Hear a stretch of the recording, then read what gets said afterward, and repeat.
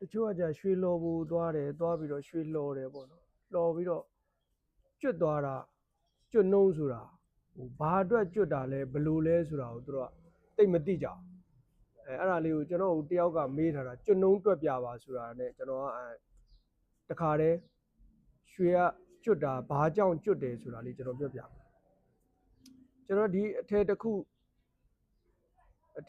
ခုဆိုရင်ကျွန်တော်တို့ကဒါရွှေလှော်မယ်ပေါ့လှော်မယ်ဆိုရင်သူကဒီထဲမှာမီးလင်းထဲမှာမှ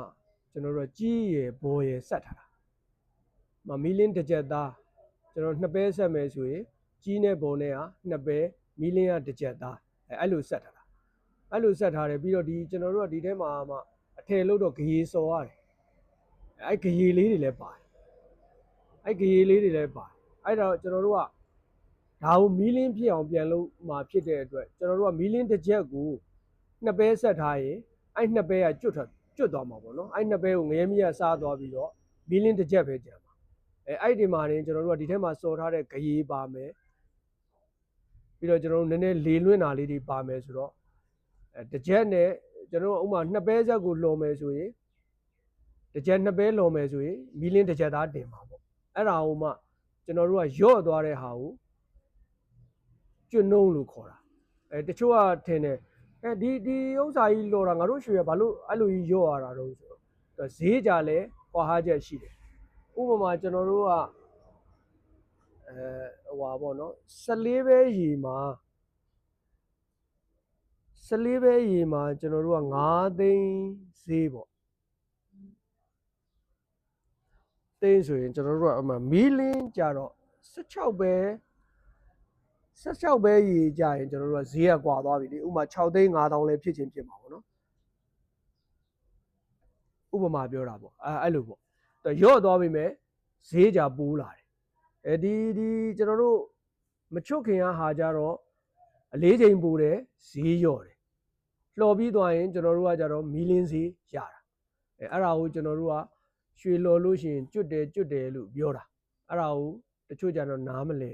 ဘူးပေါ့နော်ဟိုကျွန်တော်တို့ရွှေလောကသမားတွေကတော့နားလဲတာပေါ့အပြင်လူတွေကကြတော့သူတို့အရက်ထဲလေးရောင်းကျင်တော့သွားလှော်တယ်ဟာကျွတ်သွားတာကျမတို့ရွှေချင်းကြီးဘာလို့ရော့သွားတာတော့အဲ့လိုမေးကြတာပေါ့နော်နားမလဲဘူးပေါ့နားမလဲတော့အမှန်မဟုတ်ဘူးကျွန်တော်တို့ကဆက်ထားတဲ့မီးလင်းထဲကိုဆက်ထားတဲ့ဘော်နဲ့ကြီးနဲ့ရော့သွားတာအဲ့တော့သူကမီးလင်းပဲကြံတော့တာကြံတော့မီးလင်းဈေးရတယ်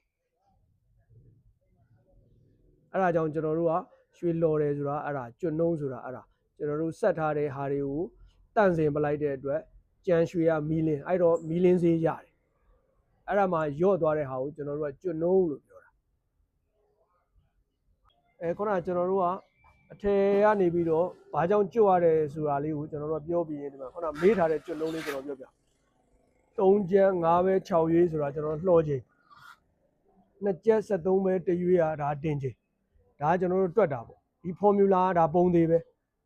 ဒီကျွန်တော်တို့ကဒီရွှေချိန်ပြောင်းသွားတဲ့အတွက်ဒီကြက်သားပဲရွေးဖွဲ့တာပဲပြောင်းသွားတာဒီဟာတွေကပုံသေးနော်ကျွန်တော်တို့က6ရွေးကိုပဲဖွဲ့ပြီးရင်5ပဲနဲ့ပေါင်းပြီးရင်အဲ့ဒါကိုကြက်သားဖွဲ့ပြီးရင်3နဲ့ပေါင်းနော်အဲ့လိုတွက်ကျွန်တော်တွက်ပြမယ်ခုနကတော့6ရွေး3ကျက်5ပဲ6ရွေးနော်6အစား8အပေါင်း5အစား16အပေါင်း3เนาะပြီးရင်ဒီမှာ unplug ကိုနှိပ် unplug တော့တင်ချိန်ကိုတွက်မယ်เนาะ1အစား8အပေါင်း73အစား16အပေါင်း2ပြီးရင်အစား MRC အနှုတ်1အမြောက်128ဟုတ်ပါเนาะ20.5လို့ထွက်တာအဲ့ဒါတစ်ချက်သားနှုံးပေါ့เนาะအကုန်လုံးမှမဟုတ်ဘူးเนาะ3ချက်သားမှဒါကျွတ်တာမဟုတ်ဘူးတစ်ချက်သားကို20နဲ့တစ်ချမ်းကျွတ်တာရွေး20နဲ့တစ်ချမ်းကျွတ်တာအဲ့မှာတစ်ချက်သားကိုရွေး20နဲ့တစ်ချမ်းเนาะအဲ့လိုကျွတ်တာเนาะ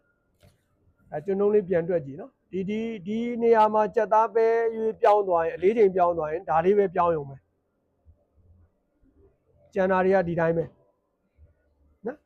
ဒါကျွန်တော်သိတဲ့တက်တဲ့ဟာလေးကိုမျှဝေပေးတာပေါ့နော်ကျွန်တော်တည်းသိတဲ့တက်တဲ့ဆရာတွေလည်းအများကြီးပါနော်ကျွန်တော်မေးထားတာလေးကိုကျွန်တော်ဒီကနေပြန်ဖြေပေးလိုက်တယ်နော်